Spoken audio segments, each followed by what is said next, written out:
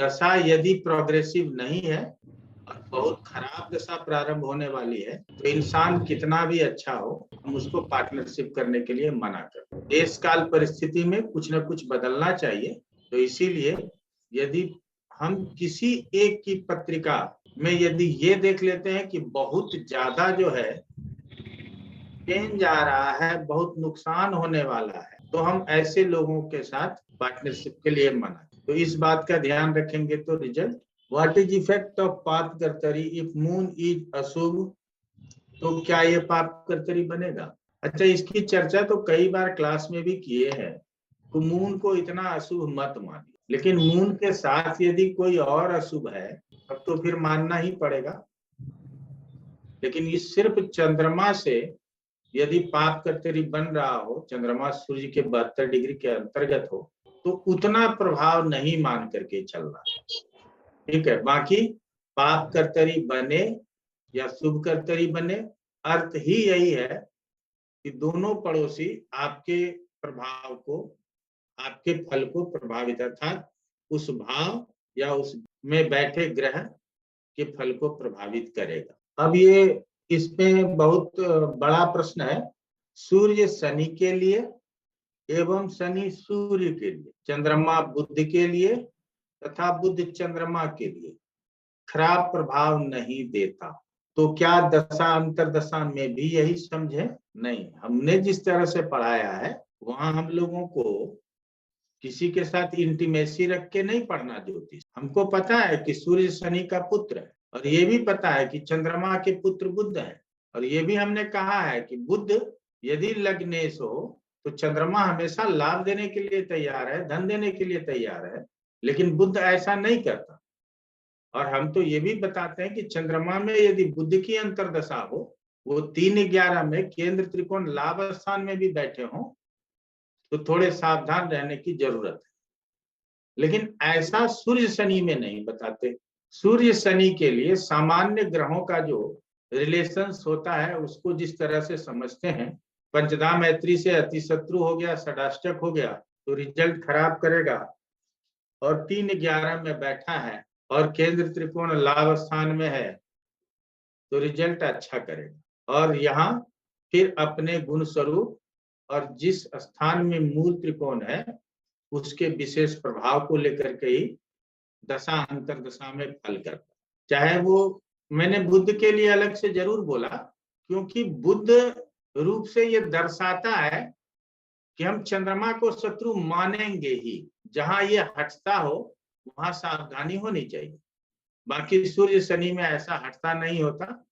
वेद और विपरीत वेद में ये लोग बड़ा समानता रखते हैं।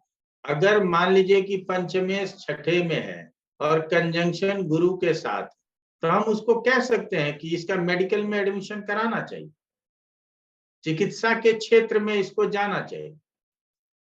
जबकि हम जानते हैं कि हम कह रहे हैं कि पंचमेश छठे में, तो पंचमेश का प्लेसमेंट और किस ग्रह के साथ कंजंक्शन है, इससे उसका झुकाव पता चलता। तो झुकाव का होना और शिक्षा प्राप्त करना दोनों में बहुत फर्क है।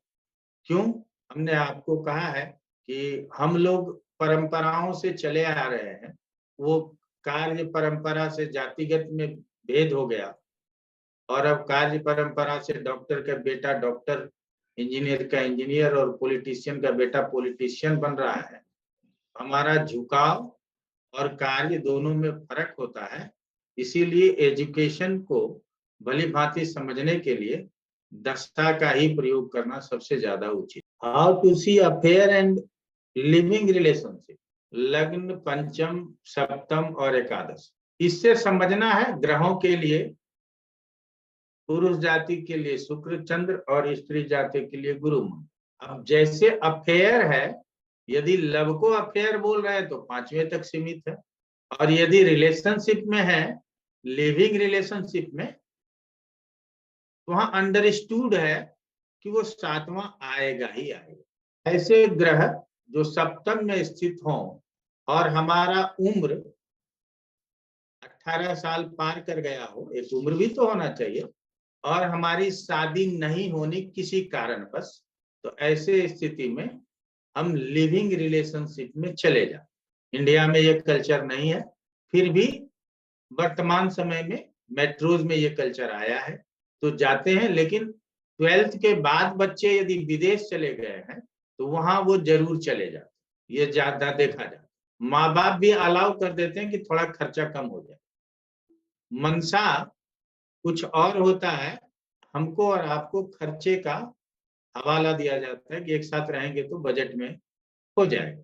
तो अगर सप्तम का दशा 2 साल, 2.5 साल, 3 साल चल रहा है, आगे भी सप्तम की ही दशा चलनी है, तो मे बी कि हमारा रिलेशनशिप शादी में परिवर्तन हो जाए, और नहीं तो फिर यदि उसको पीड़ित करने की दशा है तो हम अलग हो जाते हैं और फिर आगे दशा और गोचर का इंतजार करते हैं कि हमारी शादी कब।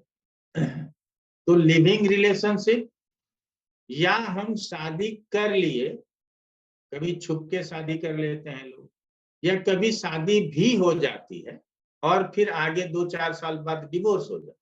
तो लिविंग रिलेशनशिप को आप अनमैरिड स्थिति में ना माने, क्योंकि आप मैरिड कपल की तरह रह रहे हैं। इसीलिए हमारे इसमें समझने के लिए हम लोग उसको मैरिड मान करके हम विशेष रूप से, और बाद में उसका अलगाव समझते हैं और फिर आगे शादी की बात को देखना चाहिए, और उससे हमको रिजल्ट ज्यादा मिलता है। आप लोग भी प्रयास करेंगे तो